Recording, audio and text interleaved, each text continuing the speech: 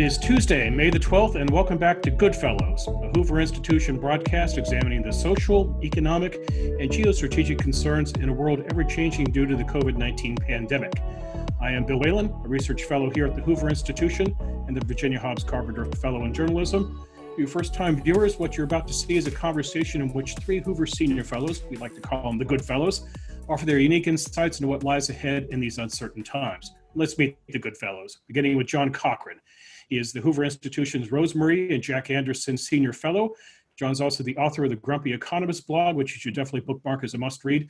John, how are you doing? And more importantly, what are those photos behind you, those painting sections? Those aren't photos. Those are fine oil paintings. SallyFamaCochrane.com. Pure nepotism here. Very, very good. We're also graced by the presence of Niall Ferguson, the Hoover Institution's Millbank Family Senior Fellow and renowned historian and author. He's also the host of Niall Ferguson's Networld, a three-part PBS series on the intersection of social media, technology, and the spread of cultural movements. And Niall, that is Niall spelled N-I-A-L-L, because it's not like there are any other Niall Fergusons running around these days. Yeah, not to be confused with the more famous epidemiologist based in London, who had a really bad week last week. Not only was he caught cheating on his wife, violating the curfew that he himself had recommended, but even worse, his epidemiological model was proved to be so full of bugs as to be utterly useless. I was quite glad my parents chose the spelling N-I-A-L-L by the end of last week, even though I have been mispronounced Niall for about half my life. Unfortunately, nobody on Twitter mistakes you for him. If only. A daily occurrence. Our third and final good fellow, last but certainly not least, is Lieutenant General H.R. McMaster. He is the Hoover Institution's Fawad Michelle Ajami Senior Fellow, and prior to returning to Hoover, because he was in a past life a National Security Fellow at the Hoover Institution, General McMaster was the National Security Advisor to the President of the United States. He is also the author of the forthcoming book, Battlegrounds, the Fight to Defend the Free World, coming out this September. HR, is there still a book tour planned for September? Let's think optimistically, right? Optimistically, good. Fingers crossed. By the way, you can pre-order that book right now, so don't waste your time. Go grab it before it's sold out. So, gentlemen, this is the seventh time that we've gathered under these circumstances, and I would like to shake things up in this regard. I begin these broadcasts by usually asking a very long-winded, policy-centered question, which I fear might put the three of you half to sleep when I ask it. So we're going to do something different this week. I want to ask you something precise, something open-ended, but something we can talk about easily for 50 minutes, and that is this. Today marks the 7th week of quarantine here in California. I don't suffer from cabin fever, I think, but I actually find myself struggling with sleep for this reason. I go to bed at night and the mind wanders, and it starts wandering in a lot of directions. I start thinking about little things in life that I have taken for granted that I don't have right now, getting a haircut, going out to eat with family or friends, the freedom to travel around the country and the globe, and that eats at me. I think about economic disruption. I'm lucky I still have a job, I suppose, but I worry about those people who don't and maybe won't when this is over. And then I just think about the pain and suffering that's going on, that people are literally hurting. They're hurting financially, they're physically hurting. God forbid if you've lost a loved one in this, and I hope the three of you have escaped damage in this. And it just leads me down one road to one question I'd like the three of you to address. Where are we going? Not where we are today, but a year from now, what do you think we are looking at? Anybody take it away? Well, why don't I go first? Because I'm not having trouble sleeping, I'm glad to say. And I do think about those things that you mentioned, but I'm also inclined to a certain fatalism. Maybe that comes of being a historian. There are limits to what we, clever though we are as a species, can do in the face of a pathogen like this. And what we've done is to create a most enormous economic crisis that I think is almost certainly larger than the public health crisis. And so what's happening, and I'll be very interested to hear John's thoughts on this economically, is that we're rerunning the Great Depression, but with the tape speeded up by a factor of roughly 10. And this is astonishing to behold. The unemployment rate is going up much faster than it did after 1929. And The second thing that I think about is, and this is one for HR, we seem to be in the midst of Cold War II, so that there's a geopolitical crisis on top of the economic crisis. And that too appears to be moving at 10 times the normal historical speed. So I fall asleep a little bit like a man stunned by watching a fast forward video for too long. You know, my eyes glaze over. I can't process what's happening because it's just happening so fast. Well, I'll take up there. I'll advertise a blog post I wrote last week on the dumb reopening. In the short one, we're going to reopen, I think. I don't think we're going to see the immense wave of the virus coming back that the models predicted, wrongly the first time, and I think wrongly the second time. We can get into why I think that's true a little later. But I don't think it's going to go away fast. And Neil had a very good op-ed over the weekend as well, that we're going to sputter along. Technology won't save us. It's just going to sputter along for quite some time, possibly months, possibly years. So you asked for what it looks like a year from now. Economically, that means we're still in a pretty depressed economy even a year from now. Why do I say that? I don't think this is the Great Depression. It's new. I think the Great Depression had a banking crisis. It had a monetary crisis. It had all sorts of problems that we don't have right now. We have a disease floating around. And as long as that disease is floating around, people aren't going to be getting on planes and they're not going to be going to restaurants. And businesses, everything's going to be run very inefficiently. If you're now allowed to open, but you want to open, but you have to wipe everything down every hour and put on face masks and send half your workers home, you're going to be in inefficient production. If airlines have to leave all the middle seats open, then your tickets are going to cost twice as much. So everything is going to be, the American economy grew a lot by becoming very efficient. And we're just going to throw out to 10 to 20 years of efficiency. Now that doesn't necessarily mean unemployment. We could go back to lots of employment for low-skilled workers. It takes people to wipe stuff down and take temperatures and put on masks and so forth. But that means that everything will be more expensive and people won't be getting paid as much. So I think Neil's vision of the virus that we're just kind of sitting with for a long, long time leads to a very, very slow economy for quite some time. And that's kind of depressing. I think a slow economy and then an acceleration, I think, of trends and competitions, as Neil alluded to it at the outset. I think in many ways this crisis has catalyzed and accelerated certain events and certain trends. I think that those trends were in place already. We were already in a competition with the Chinese Communist Party. There was a party that was becoming more, and leadership becoming more and more aggressive at promoting their authoritarian, closed, statist economic system in direct competition with our free and open and system and free market economic system. And I'm reminded of Neil, the argument you made in the Great Degeneration, when you really highlighted the 2008 financial crisis, how that had already created a crisis of confidence in who we are, in our democratic principles and institutions and processes. And I wonder what you would do to revise your argument in that book, that we had to our confidence in our institutions. How do you see us doing that as we come out of this crisis? I think it has to be a top priority, right? Because we are going to have somewhat of a crisis of confidence in who we are, in our ability to cope with this kind of a crisis, this kind of a health crisis that we've encountered, but also our ability to emerge from the economic crisis, which, as you described, is maybe even greater and cause maybe even more harm to our society and people in our country than the health crisis did at the outset. Bill wanted us to shake it up a bit, and I'm going to do that now, because I'm going to have to interrupt my contribution to shoot a woodpecker. Yeah, a woodpecker, because right now, if you listen, you can hear it drilling a hole in the wall of my house. This is Montana living, and I think it's important that we share the experience with our viewers. So here goes. So we've established that a year from now, Neil Ferguson is going to be in jail for shooting birds. While Neil is showing off his Second Amendment stuff, which you can't do in Scotland, let me jump in on the substantive question. Because as you know, I'm the one skeptical of Cold War II.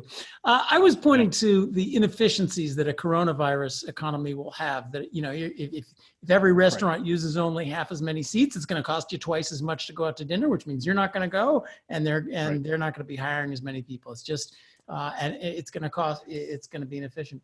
Starting up Cold War II is another inefficiency. I just bought a lawnmower because Palo Alto didn't allow gardeners, so I'm mowing my own grass, which I'm very grateful to be doing. It was branded the American Lawnmower Company. You'll be glad to know about that, HR.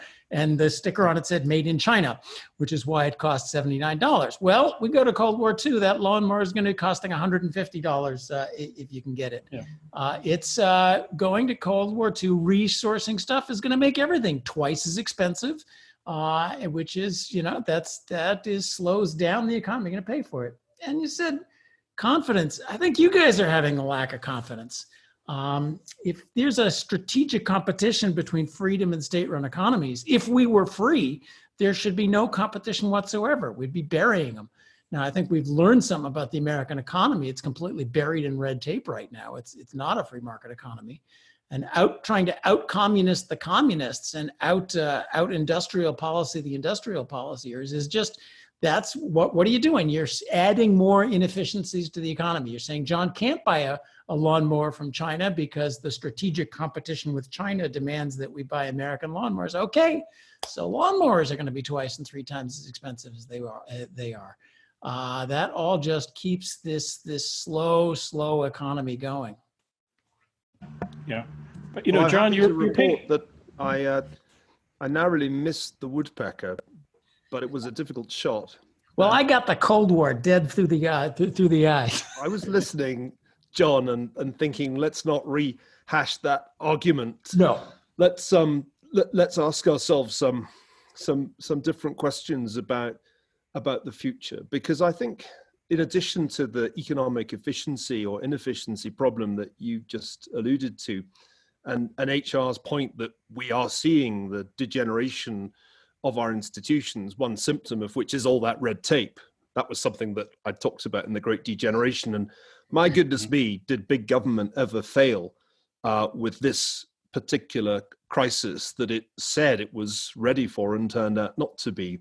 But I think there are a bunch of other interesting questions that seem to me to be worth pondering. I think the biggest mystery at the moment is really how much people's behavior is going to change and for how long. It's at the heart, really, of all the things that we've discussed in previous shows. Now, there's a theory that says people will bounce right back just as soon as they're told the lockdown's over. You remember a couple of economists, I think Larry Summers was one of them, saying that the economy was just going to be like one of those vacation towns that goes dead in winter and then springs back to life on Memorial Day.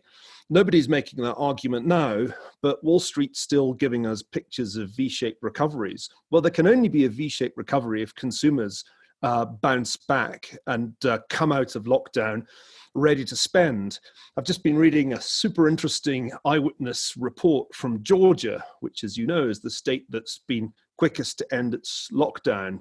And get this, the restaurants are empty.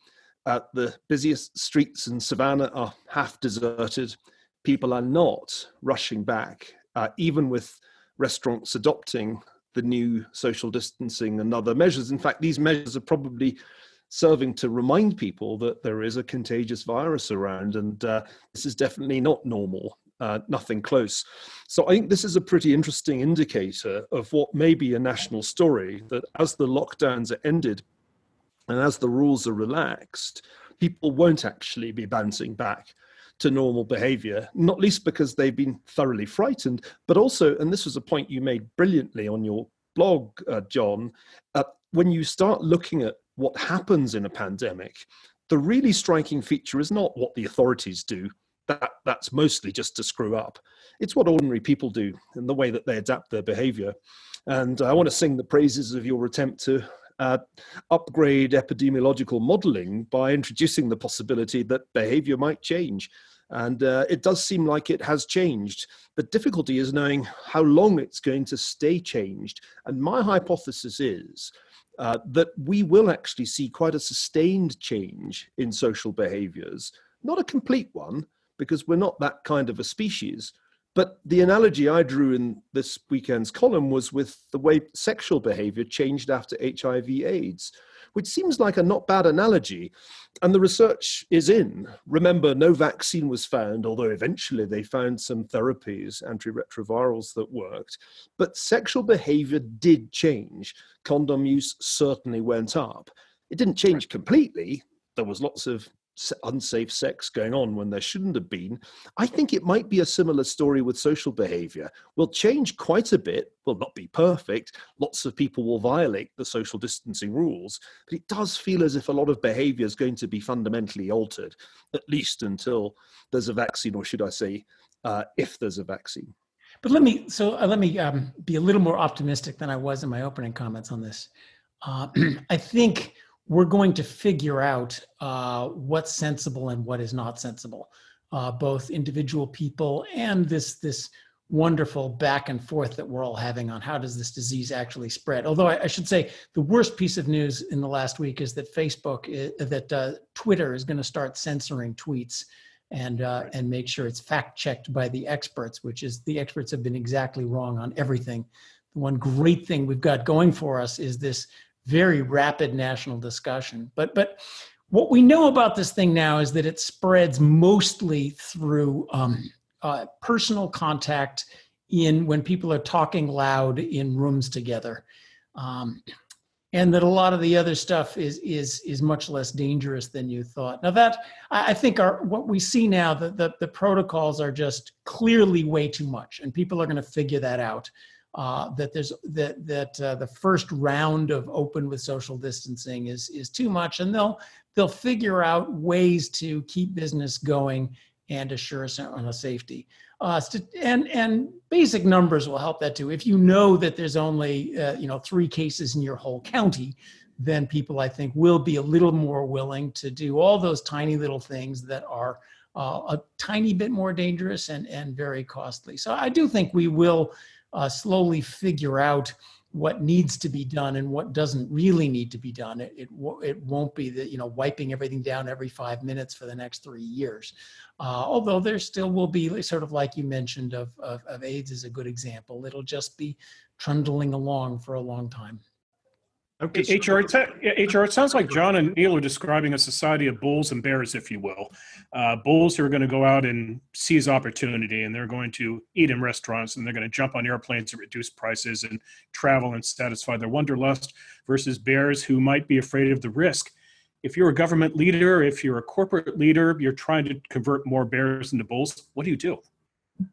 Well, I think what we have to do is keep people informed, and we have to work really hard to get a vaccine, right? I mean, that's the ultimate goal is to really restore confidence through a medical solution to this, improve therapies, but ultimately a vaccine. How people will actually react is not going to be based on what a government official does. I think Neil's point is dead on this, and John's point.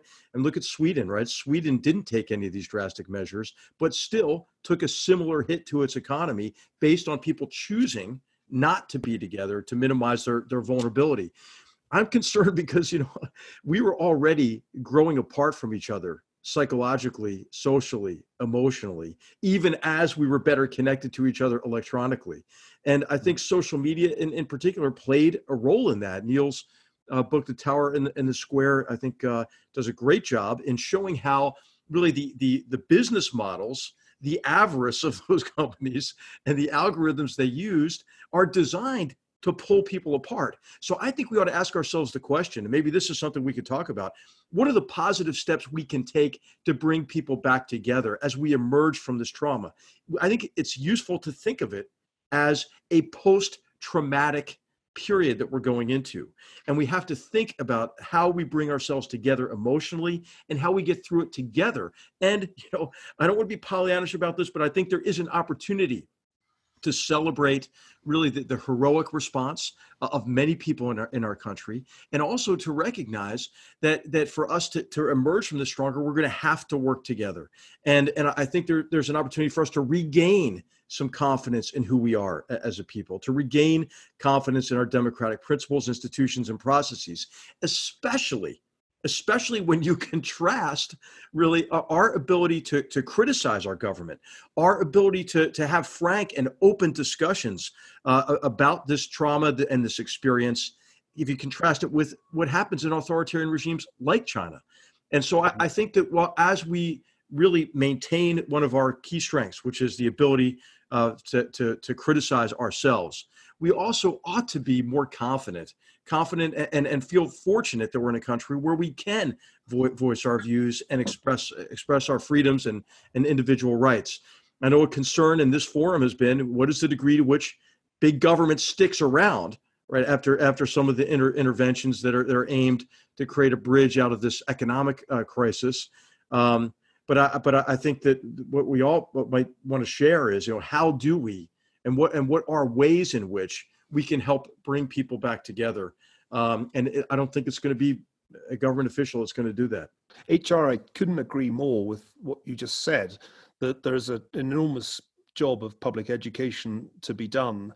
And the better we do it, the more people will be able to adapt their behavior in the ways that John's been talking about rationally, so that they can optimize, avoiding a complete economic collapse, avoiding a massive pandemic, that this is doable. But the problem about our wonderful free and open society is that it's open to all kinds of fake news and conspiracy theories. And one of the most depressing features of the online discourse that I'm seeing right now is just a pandemic of misinformation and disinformation. Some of this just comes from the usual suspects, the conspiracy theorists who'd already staked out really quite a large amount of real estate online, and they're just adding pandemic conspiracy theories to their existing set of mad ideas. But there are also new players in town, including, it must be said, the Chinese, who seem to have learnt disinformation techniques in Moscow since 2016 and are now really doing their best to maximize confusion about the origins of the virus. So I'm worried that we're not winning this fight when it comes to public education. We're actually losing it. And when I hear conspiracy theories about the plandemic, or the fact that it's actually all fake, there is no pandemic, I wonder if we're heading for an even worse place than we were in 2016. Another point that's really interesting is the one that you raised about trust and social distance. That the really clear lesson of history is that after times of plague, people have a significant reduction of social capital. You really can't trust that guy across the street because you don't know if he's infected or not. People who went through 1918-19, especially in those places where it was most severe, had a measurable lack of social capital, and it lasted for a long time after that. For the first time in weeks, I saw my near neighbors here in Montana yesterday. We both happened to be out for a walk at around the same time, and we conducted a friendly conversation 20 feet apart from one another. That the new social norms are going to have to factor in physical distance in a way that's completely unfamiliar and strange. And I know it felt odd to me to be having that conversation shouting across quite a large distance. It's that kind of thing that you feel is going to have a lingering impact on us. And it's going to make it hard to come together as a society metaphorically, because we won't be able to come together literally. We've got to figure out a way of reconciling people to these new patterns of behavior that will seem really weird. And if we don't make more of an effort in the public domain, then I'm afraid bad actors are going to win the argument, and disinformation and misinformation will prevail over enlightened self-interest, which is what we really want to get people to understand. So let me push back a little bit as my usual role on this. Right now, the thing we need is information. The thing that I think will help this out. The government is not going to test and trace. That's just not happening. We're not going to have widespread tests. We're not going to have technology to save us. We're not going to have a vaccine. We need people to make the right decisions. Knowing how much virus there is in your community and knowing how this thing spreads right now is the crucial things people need to know to make those decisions on their own. They need that information. But the experts haven't been particularly good. So, when Neil worries about fake news, in February, to say that masks help to spread this disease would have been censored as fake news, because our own poobahs, Anthony Fauci himself says that masks aren't good. Well, turns out that piece of fake news was right.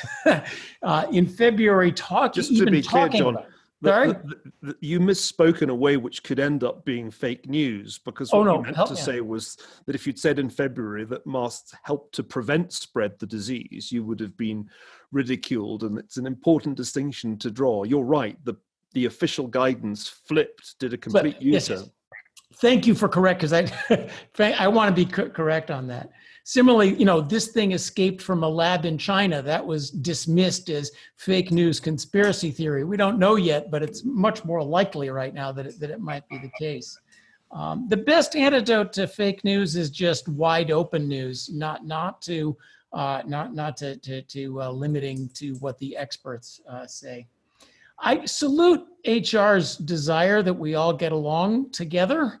And I wish that this procedure were helping us. But if you look at the rest of the news, Americans' abilities to tear each other to shreds remain. In the last week, we have seen the Biden Me Too business. We have seen Flynn the prosecution of Flynn fall completely apart, if you look at it from one side, or Trump used the Justice Department to bail out his buddies, if you look at the other side. The degree of hyper partisanship on those two shows that there's no coming together going on now. Yeah, I would just ask you guys, what do you think? I mean, because some of our colleagues have different opinions on this. Mo Fiorino, for example, makes the argument that it's really the elites that are most polarized, and the political elites and the media, and that the American people are not as polarized as either the media or the political elites. The people I talk to, I mean, I tend to believe that's more the case. I mean, I'm not saying that we're not polarized. We have to address it. We have to figure out a way to have civil discussions to give equal time to what we agree on, maybe before we talk about what we disagree about. Of course, you can't do this in 280 characters, which is part of the problem, right? We need to have sustained discussions with people and create venues where that can happen. But I just wonder what you think about this. Is this a problem that really does cut across all of American society, or is it magnified in the media and among the political elites? Well, I think it's important to look at the polling data, and when you do that, you see that there's polarization even on how dangerous the virus is, with Republicans significantly less concerned than Democrats. And you find that kind of polarization on pretty much every issue, even on, as Larry Diamond, our colleague, pointed out the other day, whether or not there should be postal voting. That's become a partisan issue, which is kind of bizarre when you come to think of it. So I think there is something more profound going on here, and it's not just the elites and the media, but there's a really key issue that you alluded to, HR, and that's the way in which the network platforms on the internet, because of the way that they're designed, because that their ultimate goal is to maintain attention, because there's an ad sales model at the heart of the businesses of Facebook and Google, we end up with these amplification effects facts.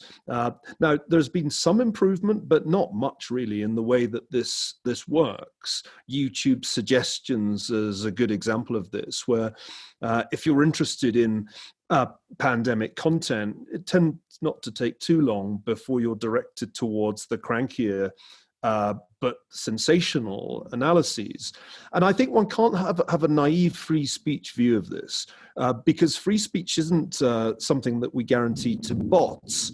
It's not something that we guarantee to trolls. That is to say, people run, say, by the Russian government masquerading as ordinary Americans. We need to recognize that our public sphere has structurally changed in a way that is really very, very profound.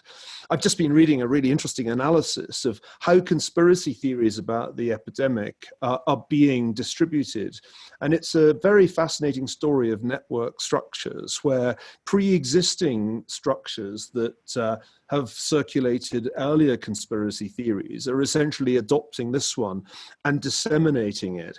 And the technology allows the amplification of these conspiracy theories in ways that I don't think a free society can really quietly, passively accept. It's just too dangerous. If you're on Twitter, for example, and you suddenly see a story trending, and you think, oh gosh, I'd better have a look at this trending story. You don't know that you're being gamed by all those bots and fake accounts that are orchestrated by domestic and foreign actors to create the appearance of trending. So I do think that as a profound believer in free speech, I should be worried about the ways in which our public sphere can now be used to game my freedom and game an open society in ways that I think are ultimately threatening to that society. So I want to push back again. I knew you would, John, but you're really wrong on this, to be honest. You just underestimate how bad this problem is and how many Americans fully subscribe to conspiracy theories that you would dismiss as nuts. This isn't accidental. They do. They always have, and people aren't as dumb as you think. If a guy comes to your front door and says, I'm going to sell you the Brooklyn Bridge, you kind of know. Now, if you see lots of stars on Amazon, you kind of know, oh yeah, that's been stuffed. People do catch up to this sort of thing. I do want to go back to what HR said, though, which is a very good point. When you look at the polling, it's not anywhere near as partisan as if you look at the headlines. Neil backed up, yes, but on some issues, we're seeing things becoming more partisan. And certainly we've all experienced that in daily life has become more partisan. If you live in California, the social aspects, you just can't let a cocktail party know that you're even vaguely conservative. Society, or many parts of society, are now extremely judgmental on politics. Many of the institutions of what used to be civic society, which used to include people from all sorts of persuasions, have now become thoroughly politicized. Tell any nonprofit board that you might be a Republican, you'll be kicked off very quickly. It also is, even if the people are not that politicized, that partisan, that our politics has turned partisan, which no question Washington is. That is dangerous in and of itself, because of course the politics is where the action of government takes place. And there's no question that has become cutthroat partisan. And I think there's a reason for it. And it's not so much having to do with Twitter, it's having to do with the extraordinary power of the federal government and the administrative state. When Democrats tell you this is the most important election ever, they're not kidding, because they view it as, both sides view it as a chance to take over, shove it down the other side's throat, and keep it that way for a long time. So I view the partisanship that really matters is in fact the partisanship in Washington, D.C. And as an economist, I think it comes from one natural, the prize is bigger than it ever was. And that's, as long as the state is going to be that powerful and your chance as an executive to rewrite everything the last one did is going to be that strong, we're going to stay that partisan. Hang on, John. What partisanship in Washington? They all seem to be completely agreed that they should spend as much money as they can possibly imagine offsetting the effects of the lockdowns. I mean, I'm actually finding it difficult to keep up with how many trillions Congress has now committed to spend in various forms of transfer funded entirely by the Fed. If there's partisanship on those core issues, I'm missing it. There's partisanship on who's going to be in the office that signs the checks that send out to everyone. No, this is a serious question to ask. Everything we're doing economically is premised on a V-shaped recovery and that these are loans and it'll all be over by fall. If we're going to be spending $3 trillion a month, just how long till the debt crisis comes? What is the relationship of citizen to state if this goes on 6, 8, 9 more months? Why do we have a financial system that seems to need the Federal Reserve to bail it out of any asset price ever going down? I don't know how far down you want to go with this, but that's a separate set of issues. Well, and emerging from the 2008 financial crisis, there was a grave concern then, right? that we're mortgaging really against future generations. Future generations are going to be those who will have to pay for the debts that we incurred. And to what degree has this crisis just exacerbated that problem as well? And if we're talking about coming back together socially and to really strengthen our common identity as Americans, I mean, what's going to happen from an economic perspective that can either make it easier to do that or harder to do that? And I'd ask as well, really, what can be done to ensure that there's strengthening confidence and equality of opportunity? What are the dangers, and what are some of the policies that could be put in place? And what are the concerns that I have? What happens in education, right? I mean, if we know that there's tremendous inequality in the area of education based on what zip code you're born in, will this crisis exacerbate? I think it already is, right? I mean, if you don't have a computer at home, you're not taking Zoom classes in your elementary or secondary school. And whereas the elite universities and so forth they're going to reopen, right? And students will come there. But what happens to other institutions of higher learning in the wake of this crisis? Well, I like just to recircle back to where Neil, before we go on to these new issues, I like Neil's view that we're going to cure our partisanship. We're going to cure our national strife because all hands come together on the printing press and we churn it out together. Kind of looks that way. And I guess some people, at least listening, John, will want to hear your thoughts on this explosion of debt that's going to, according to the Congressional Budget Office, exceed the end of World War II ratio to GDP in a very short space of time. They're looking at what the Fed is doing and they're saying, is this ultimately an inflationary policy? It was one of the most vexed questions that was debated when quantitative easing was first introduced after the financial crisis. How are you thinking about this issue now? Because I see very different views on the inflation risk versus the deflation risk in the economics commentary I'm reading.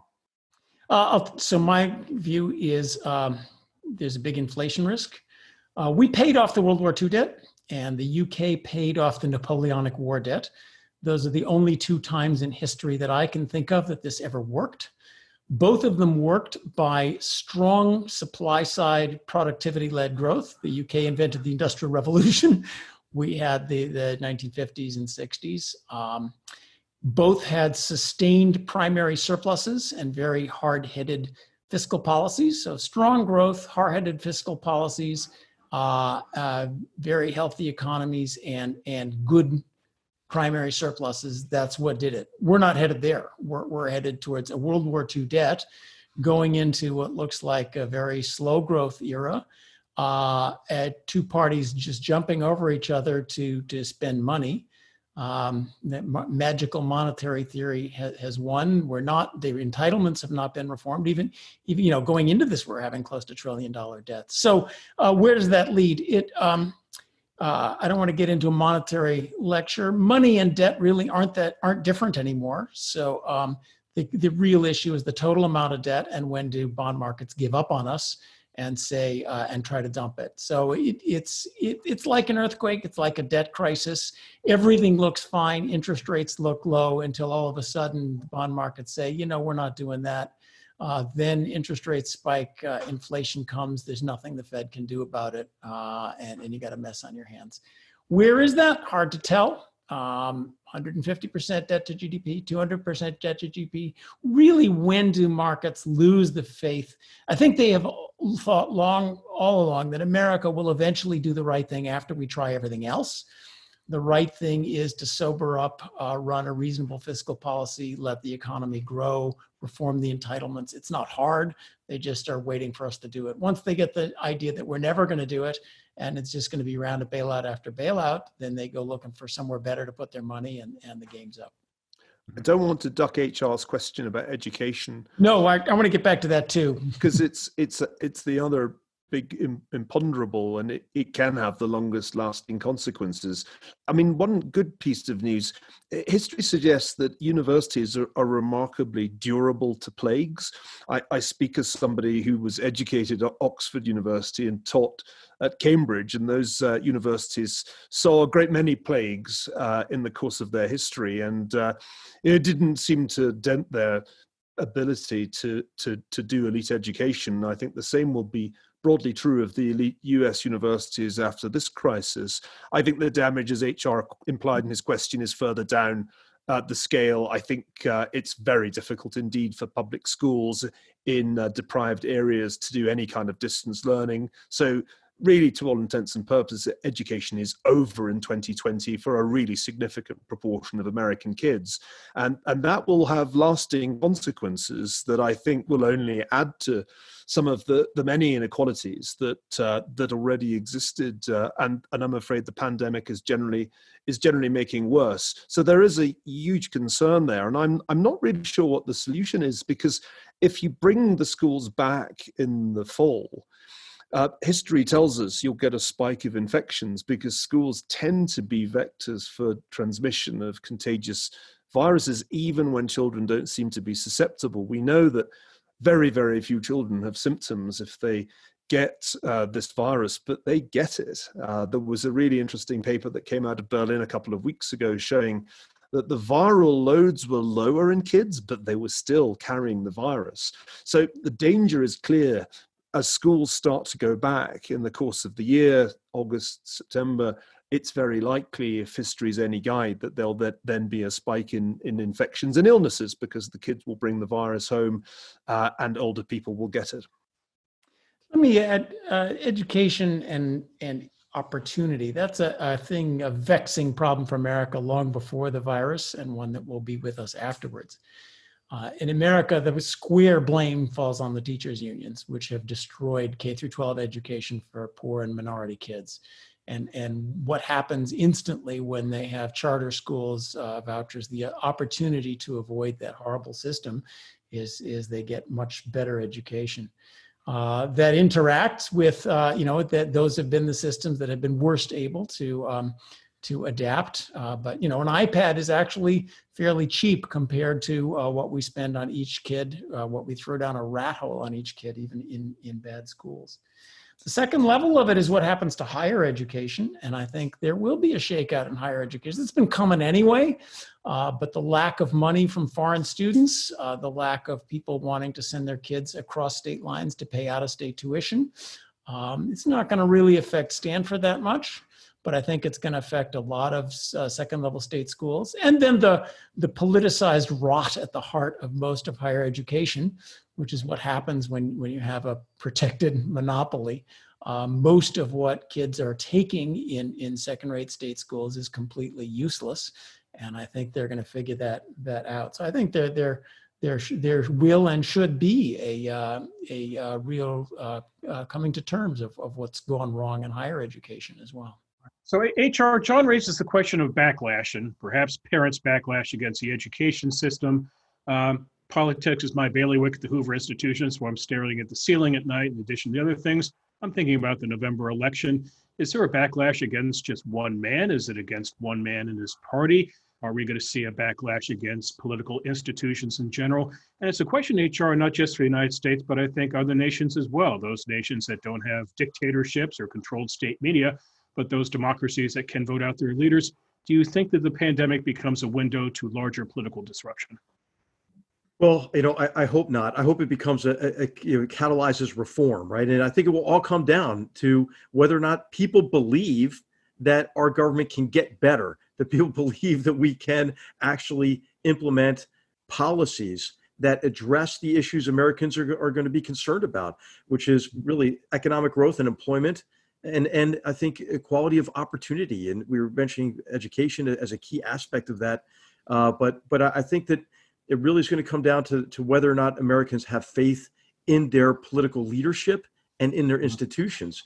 Neil, this is what you wrote about in The Great Degeneration, right? Is that the lack of confidence in these institutions matters a great deal.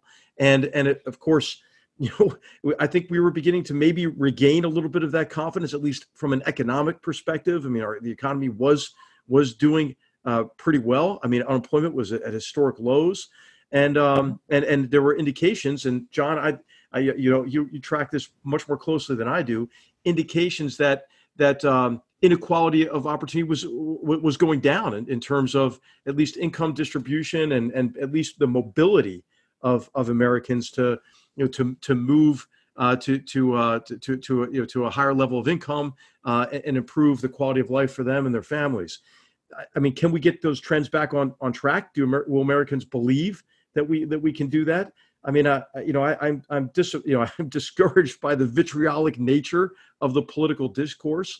I mean, I find it very rare that conversations actually come to a conclusion in any venue on political media in particular.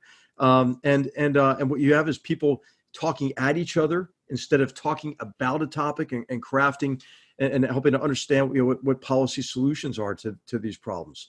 But Neil and John, what is your take on the prospects for, I guess, regaining confidence in our political leadership and in the wake of this crisis? Well, you're right, HR, that things had improved. In particular, wages for the unskilled have been growing at quite a healthy clip. But let's not forget that the boom years that followed 2016 were jet propelled by, yes, monetary and fiscal stimulus, that the Fed couldn't even normalize interest rates without the stock market selling off and the Fed chair blinking, and the $1 trillion deficit was there before the pandemic was even heard of. So one must acknowledge that there was a certain lack of healthiness about that boom. I think that the damage to confidence is going to be very profound. And we're already beginning to see this in some of the survey data. I just saw our friend Timothy Garton Asher's latest work, a colleague at Hoover who specializes on European affairs, and he sent over some polling data which startled me, although I suppose I shouldn't be startled by polling data these days, showing that young Europeans are remarkably ready to jettison democracy in pursuit of, you guessed it, a carbon neutral or carbon zero economy. There's a fascinating process of radicalization going on amongst young people that's driving them to the political fringes. And I think we're going to see some similar things happening in the US. Being a millennial hasn't been a whole bundle of laughs. And I think Generation Z, the currently college-aged generation, is going to join them in a state of considerable alienation and disenchantment with the status quo. Don't expect that to produce good political outcomes. That seems like a pretty obvious inference to draw from recent trends. And when we asked the question, as we've been asking at Hoover for some time, why are the young so attracted to socialism? Then let's reserve some of the blame for educational institutions that at both the higher and at secondary level have just totally failed to educate two generations about the realities of life under socialism. Unfortunately, we seem to be doing everything in our power to re-legitimize socialism by both words and deeds, and presenting it on a plate to a generation that has every reason to think that capitalism's failed. And unless we do some really hard work, and I see it really as Hoover's core mission of explaining what a free society does, how revolutions and wars come about, and why it's wrong to see what's happened in the last 15 years as failures of capitalism. If we don't get that done, if we don't get that message out and get it to a really large and youthful audience, then we are in for trouble, and trouble in a relatively near time frame, because you'd be surprised how soon millennials and Generation Z make up a big chunk of the electorate, much sooner than you probably think. Let me comment on these two. So it's not obvious that current troubles are bad for governments. My impression is that New Zealand, Germany, and even the UK has seen people raise their opinion of the existing government. Ours, we're still tearing at each other about it. HR used the phrase inequality of opportunity, and that mixes propaganda from two different parties. The way things work, and the opportunity and inequality are antithetical words. Inequality means the government is going to come tax the rich and send money to others. And I do think that in the U.S., if you feel some rage, something needs to be done, what's being offered from the Democratic side is that right now. It's all inequality all the time. When you hear what their complaints are about, read the New York Times. What is their complaint about how this is being handled? It's really just that we need the government to send more people checks, and how different racial, ethnic, and other groups are being treated by hospital systems. All inequality all the time. And I think it's a very tired message. Neil's right. There is this, or was until the virus came, the eco-authoritarians had really sprung up on the left. The notion that the planet, they took their propaganda seriously. If the planet is going to fall apart in 10 years, 3 months, and 22 days, then we don't have bloody enough time for democracy to do something about it. We have to seize power and shove it down their throats. This was a increasingly powerful movement. I do think, though, that so what our government has shown itself to be incompetent at doing anything but printing money and sending it out, and even that's pretty chaotic. So whether the attractions of government running things will stay strong, I think that still may be thrown up in the air. The question is, what's the messaging going to be? And we don't have, so we at Hoover, I think, we have a very beautiful, consistent message to offer, a message of freedom, individual rights, free people, free market, constitutional government. Maybe 1% of the electorate buys that. And the other big messages you see around are old, they're dated, they're tired, they're trying hard to rev them up to current circumstances. And I think that just means it's kind of up for grabs what's going to come out of this. It certainly won't be 1930s socialism. It sort of cobbled together populism looks like, that's a force that doesn't last very long. Let us hope it's our message, but some other message, the message that comes out isn't foreordained yet. Well, John, I used equality of opportunity purposefully. I mean, I think that's that's consistent with the Hoover message, right? Let me fight you about that. We care about opportunity. It's absolutely. Well, everyone should have an opportunity, and the inequality of opportunity. You say what the Berkeley school system did, which is we take away the Zoom classes so that because since the poorest homeless kid doesn't have a computer, nobody has any education. Well, now we have equality of opportunity. That's not what we stand for. Well, that's not what I meant, John. What I know that's not what you meant, but be careful about your words. In the way of confidence, right? Americans should have confidence that if they work hard, if they apply themselves, if they aspire to work to create a better life for them and their children, that they can do that. That there is a path of opportunity open to them. That path gets closed too early for too many Americans, mainly in the area of education. Now, it also has a lot to do with social factors. It has a lot to do with cultural factors. I mean, but I think that we ought to all be dedicated, right, to ensure that that every American has that opportunity, whether or not he or she decides to take advantage of it. That's a choice that they can make, but that ought to be a choice they made. It shouldn't be forced on them. Yes. And opportunity is the response to the inequality warriors, because that's really what all of us care about, is opportunity for those on the lower end of America's economics and social spectrum to get out of there. And I think this is an example of, hey, let's talk first about what we can agree on. Right? I think we can all agree that we should all have an opportunity, right? And I think, what are the policies that could allow that to happen? What are the reforms that Rick Hanishek and so many of our teammates have worked on in education that don't seem to ever get done, in large measure based on the power of unions, as you mentioned, John. So I mean, I mean, how can we make sure this crisis, this trauma, doesn't go to waste? And how can we in place and advocate for policies from our perspective that help bring Americans together, that restore our confidence in our free market economic system? I mean, Neil, I'm reminded of really all those in academia who were extolling the virtues of the Soviet system up to the very moment when it collapsed, right? And so I mean, I think what more can we do in the area of education to explain sort of this false promise of socialism and equality, as John would say, forced equality, without the benefit of opportunity. Well, one of the talking points at the moment on the Chinese side is that democracy is just so inefficient that it can't cope with a crisis like the pandemic.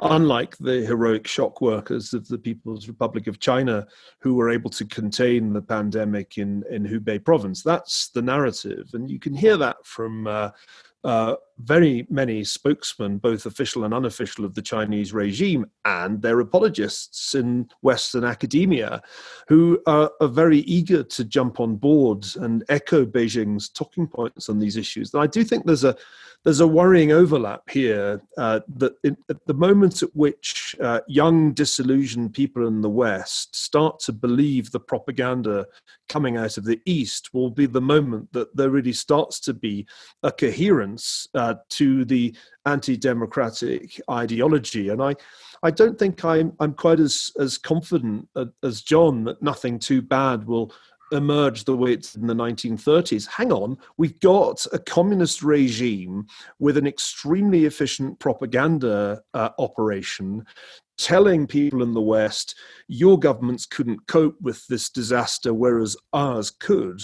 I mean, it's only a matter of time, I think, before you get significantly larger numbers of people falling for this in the West. And one can already see it. I get the hate mail from the pro-Beijing anti-Trumpers. If you hate President Trump hard enough, one morning you wake up and you love Xi Jinping. It's a kind of interesting process that I see happening. And it troubles me that we're not making the argument effectively enough that China was not only responsible for this disaster, but actually, when it tried to bring it under control within its own borders, did it in an extraordinarily brutal way. The China that we should be learning from is the Republic of China, Taiwan, which was able to contain the pandemic without any lockdowns, has sustained minimal fatalities, single digits the last time I looked, and has also shown us how exactly to run a testing and contact tracing regime that doesn't violate individual privacy. So, we're losing that argument, and more people are buying the Beijing line in a way that I think ultimately is going to connect with dissatisfactions in our society, especially amongst young people. We're getting the signal. It's time for us to go, gentlemen. I asked you a very open-ended question, and sure enough, an hour later, I think we've only just started. We may pick this up again next week if you're game. John, HR, Neil, always a great conversation. I hope you all are doing well wherever you happen to be right now. And that is a wrap for this week's episode of GoodFellows. We'll be back a week from now with a new topic, maybe new conversation. Until then, take care. Stay safe, stay strong, stay healthy. On behalf of the Hoover GoodFellows, John Cochrane, Niall Ferguson, HR McMaster, all of us here at the Hoover Institution, take care. We look forward to seeing you next week.